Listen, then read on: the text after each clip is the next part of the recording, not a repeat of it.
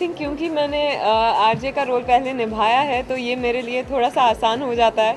I don't get flustered, instead मज़ा आ रहा था. हाल ही में मैंने दिल्ली में भी ये किया, तो कभी कभार ये करते रहना, I quite enjoy it. Because एक प्रेजेंस ऑफ माइंड ज़रूरी होती है रेडियो पे, तो it keeps you on the edge, it keeps you alert all the time. I enjoy being an RJ.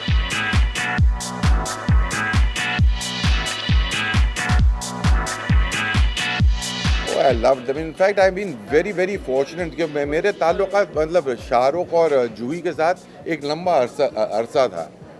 तो जब ये दोनों बच्चे आए मेरे साथ काम करने में, ये पहली पिक्चर है उनके साथ, but it was such a pleasure also. I thought it would take थोड़ा वक्त लगेगा इनके साथ घुल मिल जाऊँ. और मैं इस चीज़ पर डेफिनेटली यकीन करता हूँ कि अगर पिक्चर हंसी खुशी से बने तो it spills on to the film. You know what I'm saying? Then somewhere that happiness spills onto the film. तो वाकई मुझे बहुत ही अच्छा लगा. इट वाज बहुत ही अच्छा माहौल था शूटिंग का, और ये पिक्चर में भी नज़र आता है. So somehow you see the chemistry is right.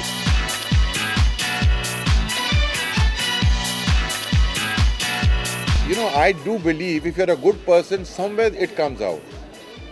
In fact, ये बहुत important statement है ये कि after the age of 45, everyone, he or she is responsible for his or her face, because what you are will reflect on your face. When you are young, what I'm saying is बहुत सी चीज़ें, बहुत से ऐब छुप जाते हैं because जवानी का एक जोर होता है.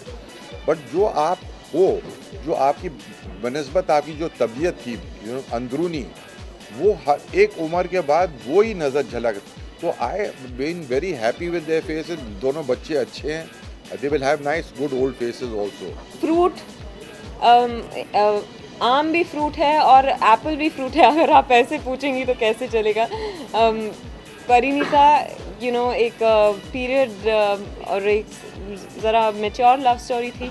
ये लव स्टोरी है पर एक बहुत ही लाइट हार्टेड और सिंपल लव स्टोरी है.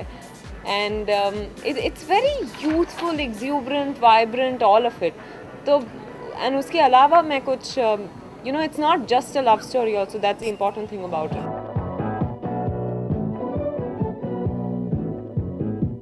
I believed in Shahrukh. I shot the film. मुझे नहीं मालूम था कहाँ पहुँचने वाला है. जब मैंने ये पिक्चर की किस्मत कनेक्शन का सोचा था, इनफैक्ट मैं फिर कहना चाहता हूँ कि ये फिल्म क्यों बनी मुझे आज तक पता नहीं, क्यों मैं दूसरे स्क्रिप्ट पर काम कर रहा हूँ. मुझे लगता था कि आई डू जेन्युइनली बिलीव कि ये फिल्म कुछ डेस्टिनी से आई है. It was destined to be made. I didn't want. I mean, I was working on some other scripts.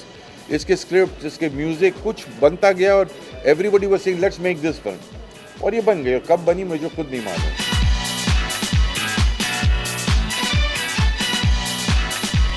Aziz uncle बहुत रोमांटिक इंसान है. तो और हर सिचुएशन को अपनी ज़िंदगी से जोड़ते हैं.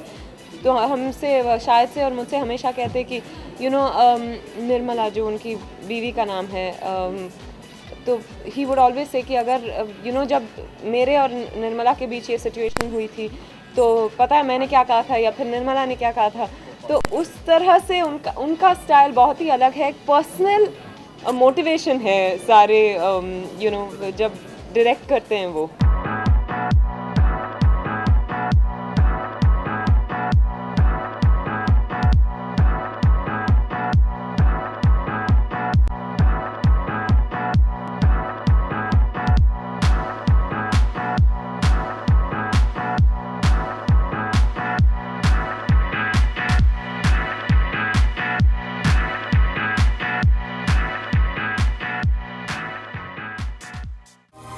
To watch more, log on to www.erosentertainment.com.